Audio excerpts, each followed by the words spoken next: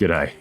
One of the reasons I love playing Red Dead Redemption is that it's not just a rootin' tootin' shootin' good cowboy time, it's a majestic landscape simulator. It's like having the very best of the Wild West easily accessible from your couch, even if you do occasionally fall off a cliff while looking to take the perfect selfie. So when a mate commissioned me to paint a moonlit snow scene based on these screenshots in the style of Bob Ross, I decided to take a trip to the West Grizzly Mountains in Ambarino. So let's get started.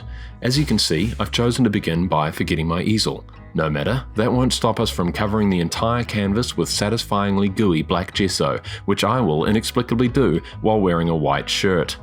With my painting shirt on, I'll put down a thin, even coat of clear medium mixed with phthalo blue and burnt umber, and then start painting in clouds in plain titanium white.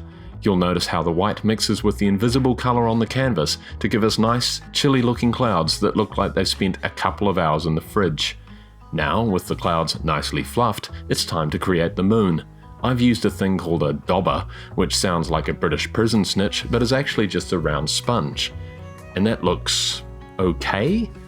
Oh, we'll fix that up, fluff it a bit, and get ready for dark, foreboding clouds. Oh, looks like there's trouble afoot. I've stepped in some gesso and tracked it all over my mate's garage. Luckily, they don't seem to mind too much. It's really cool, actually. Oh, thanks guys. Right, time to clean my brush. People always ask what it looks like when I beat the devil out of it, and, well, it looks like this. Luckily, it looks way better in slow motion.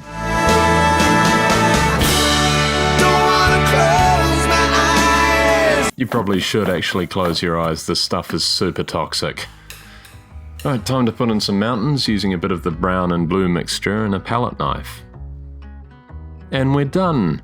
The only problem is that these mountains suck, so let's make them a bit more mighty. That's better. Now we'll add some snow on these mountains using a bit of plain titanium white on the palette knife.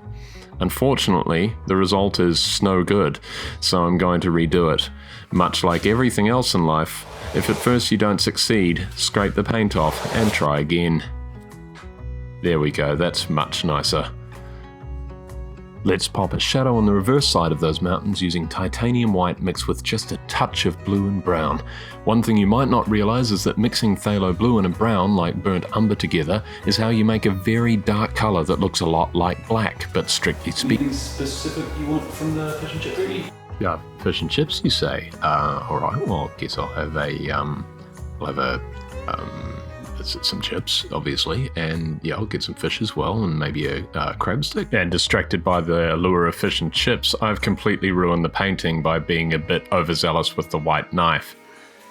While I'm reconsidering my life choices, let's talk a bit more about Red Dead Redemption and how it so successfully pulls you into the landscape. One of the great things about the game is that the main character is an artist. Arthur's journal is the best representation of a sketchbook I've ever seen in a video game. It has really nicely thought out, well-rendered drawings and kind of crappy sketches. But the fact that it also functions as his handwritten journal also means you're getting a glimpse into his head, into how he sees the world. And to me, that's one of the sharpest design and story choices I've ever seen in any medium. And oh look, I fixed the snow. Sometimes you just need to take a break and paint a few trees. So now we'll scrape in space for a cabin, give it some walls and some snow on the roof, and now, to make it extra cozy on this cold night, a couple of warm yellow windows. These are going to stand out really well because they're the only deviation from the otherwise cold palette I've used for this painting. Add some ice and crystallize it, add a waterfall, and we're done. Wait, nope, just got to add, and now we're done. Except we're not. After letting the painting dry, I realized that it's missing something important. I'll just sketch in an outline here, mix some blue and brown into a mutant Mickey Mouse shape, and using a couple of sharp, fine brushes, we'll add in a horseman riding to the cabin. Now, this is Red Dead Redemption, so you get to decide, is he there to rob the cabin and murder the inhabitants? Or to go home to a happy family? Just this once, I'm going to say Arthur gets a happy ending. And I hope you will too. Thanks for watching.